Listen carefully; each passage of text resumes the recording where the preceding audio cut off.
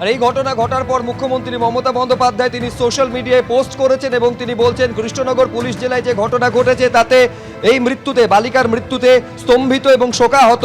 মৃতের পরিবারকে সমবেদনা জানিয়েছেন এক্স হ্যান্ডেলে পোস্ট করে মুখ্যমন্ত্রী মমতা বন্দ্যোপাধ্যায়। পাশাপাশি তিনি বলছেন কড়া পদক্ষেপ নেবে পুলিশ, দুষ্কৃতীদের বিরুদ্ধে আইনি ব্যবস্থা নেওয়া হবে। ভোটের ফল প্রকাশের আগেই ঝরল রক্ত। কালীগঞ্জে উপনির্বাচনের ভোটের গণনা তখনও চলছে। সেই সময় বোমাবাজি হলো তৃণমূলের বিজয় উৎসবের মিছিল থেকে। এই অভিযোগ করা হয়েছে যাতে এই বোমার আঘাতে মৃত্যু হলো 9 বছরের নাবালিকা 9 বছরের তামান্না খাতুনের। তৃণমূলের জমায়েত থেকে বোমা ছোড়া হয়েছে বলে অভিযোগ।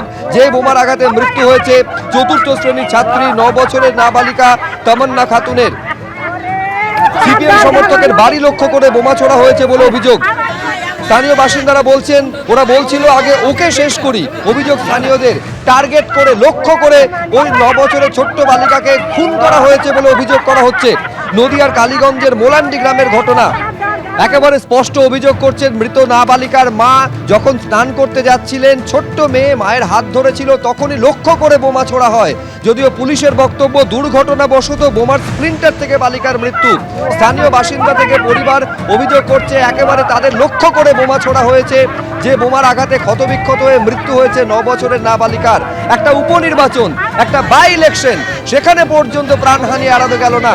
ভোট যে কোনো মাপের ভোট হলে রক্তপাত, হিংসা, প্রাণহানি ভবিতব্য বাংলার। সেই ভবিতব্যর কোনো বদল এই বাই ইলেকশনে হলো না, এই উপনির্বাচনে হলো না। 9 বছরের এক ছোট্ট ফুটফুটে স্কুল ছাত্রী, তার প্রাণ চলে গেল এই ভোটের তৃণমূলের বিজয় উল্লাস থেকে যে বোমা ছোড়া হয়েছে তার গায়ে।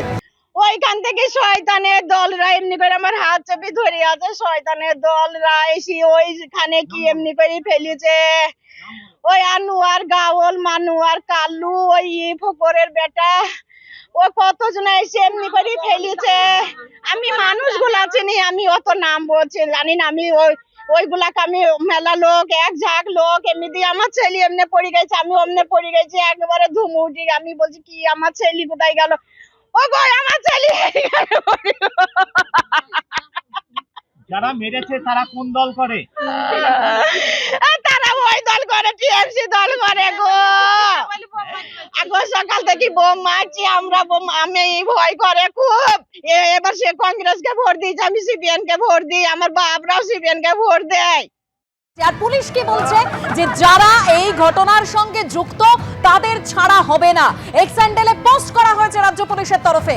এই মৃত্যুর জন্য যারা দায়ী তাদের খোঁজে তল্লাশি চলছে, এরকমই পোস্ট করা হয়েছে রাজ্য পুলিশের তরফে। আমরা জানি এখনো পর্যন্ত একজনকে গ্রেপ্তার করা হয়েছে। অন্যদিকে নির্বাচন কমিশনের তরফে কিন্তু রিপোর্টও চেয়ে পাঠানো হয়েছে। কিন্তু প্রশ্ন হলো বিজয় উল্লাস থেকে এই বোমা ছোড়া হবে কেন? 2023 সালেও আগে একটা বম্বিং এর ইনসিডেন্ট হয়েছিল, যেটাতে আমাদের লোকাল ওসিও ইনজোর্ড হয়েছিল তখন। মানে এখন পর্যন্ত আমরা যেটা লোকাল রাইভালরি হিসাবেই অ্যাসেন পেয়েছেন, যেহেতু আগেও অ্যাসেন এরকম সেম ইনসিডেন্টটা হয়েছিল। তো আজকে কি ঘটনা হয়েছে, এখন জাস্ট অ্যারেস্ট হয়েছে একজন, তারপরে আমরা ক্লিয়ারলি বলবো। আর এভিডেন্স গুলো কালেক্ট করার পরে আমরা এক্স্যাক্টলি বলতে পারবে কি হয়েছে। কিন্তু এটা একটা ঘটনা কি আগে এখানে সমস্যা হয়েছিল। 2023 সালে আমাদের একজন এখানকার লোকাল ওসিও ইনজোর্ড হয়েছিল এই যে রাইভাল মানে যে বম্বিং এর মাধ্যমে, মানে লোকাল টার্ফ কন্ট্রোল নিয়ে হতে পারে। তো ওটা আমরা খতিয়ে দেখছেন। 4 বছরের নাবালিকা তার কি মানে এটা হতে পারে কিছু মানে যে স্প্লিন্টার অ্যাক্সিডেন্টলি এসে লেগেছেন। ওটা আমরা অ্যাকচুয়ালি ফরেন্সিক আর যে পোস্টমর্টম রিপোর্টের পরে আমরা বলবো। ওটা আমরা আত্মার শেখ বলে একজন যার বিরুদ্ধে অ্যালিগেশন আছে, পুরো পলিটিক্যাল ব্যাকগ্রাউন্ড আছে। এখন পর্যন্ত আমরা কিছু পাইনি। কি বোম ইউজ হয়েছিল? মানে ওটা ফরেন্সিক আর পোস্টমর্টম অ্যাসাম্পশনে মানে এক্সামিনেশনের পরে আমরা বলবো।